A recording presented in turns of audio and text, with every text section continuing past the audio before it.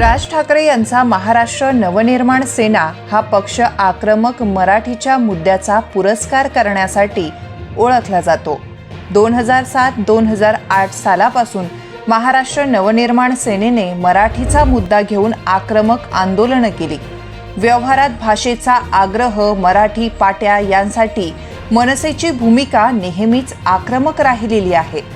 आताही याच मुद्द्यांवरून मनसे पुन्हा आक्रमक झालेली पाहायला मिळते। पुण्यातील धानोरीमधील परप्रांतीय मेडिकल मालकाने मराठी भाषेचा अपमान करत मराठी बोलण्यास नकार दिल्याची घटना घडली होती।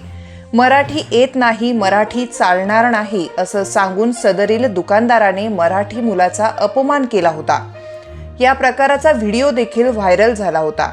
त्यामुळे संतप्त झालेले मनसैनिक गणेश पाटील आणि कृष्णा मोहिते, मनोज ठोकळ, येवले, अचितुराव मोरवडे आदी महाराष्ट्र सैनिकांनी या दुकानदाराला चांगला चोप दिला। त्यानंतर सदरील दुकानदाराने क्षमा याचना केली। मराठीचा अवमान करणाऱ्यांना यापुढेही मनसेचा हिसका दाखवण्यात येईल असा इशारा मनसे कार्यकर्त्यांनी दिला आहे। पुणे हे राज ठाकरे यांचं आवडतं शहर आहे। शिवसेनेतून दूर झाल्यानंतर राज ठाकरे यांनी मुंबई पाठोपाठ नाशिक आणि पुण्याच्या संघटनांकडे लक्ष दिलं होतं। सुरुवातीच्या काळात मनसेला पुण्यात घवघवीत यश मिळालं। 2009च्या लोकसभेला मनसेला चांगली मते मिळाली होती। मात्र त्यानंतर हळूहळू पक्षातून अनेक नेते आणि कार्यकर्ते बाहेर पडले। त्यातील अनेक जण राष्ट्रवादीत आणि काही जण भाजपात तर काही जण काँग्रेसमध्ये गेले। नगरसेविका रुपाली ठोंबरे पाटील आणि नगरसेवक वसंत तात्या मोरे यांनी पुण्यात मनसेचा किल्ला लढवला होता। रुपाली ठोंबरे पाटील यांनी राष्ट्रवादीचा रस्ता धरला। सततच्या नाराजीमुळे वसंत मोरे देखील मनसेची डोकेदुखी ठरले होते। लोकसभा निवडणुकीच्या तोंडावर ते वंचित बहुजन आघाडीत गेले आणि त्यांनी लोकसभा निवडणूक लढवली आणि त्यात ते पराभूत झाले।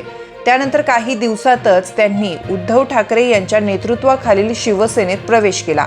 उद्धव यांच्याकडे गेल्यामुळे काही जण आपल्याला धमकी देत आहेत असा आरोप त्यांनी केला आहे। मनसे मराठीच्या मुद्द्यावर जरी आक्रमक झालेली असली तरी सध्याची पक्षाची भूमिका कार्यकर्त्यांचा संभ्रम वाढविणारी आहे। लोकसभा निवडणुकीच्या तोंडावर मनसेने नरेंद्र मोदी यांना बिनशर्त पाठिंबा जाहीर केला होता। आता विधानसभा निवडणुकीत मनसेची भूमिका काय असा प्रश्न मनसेच्या कार्यकर्त्यांसमोर आहे। विधानसभेच्या सर्व जागा लढविण्यासाठी मनसेने चाचपणी सुरू केलेली आहे।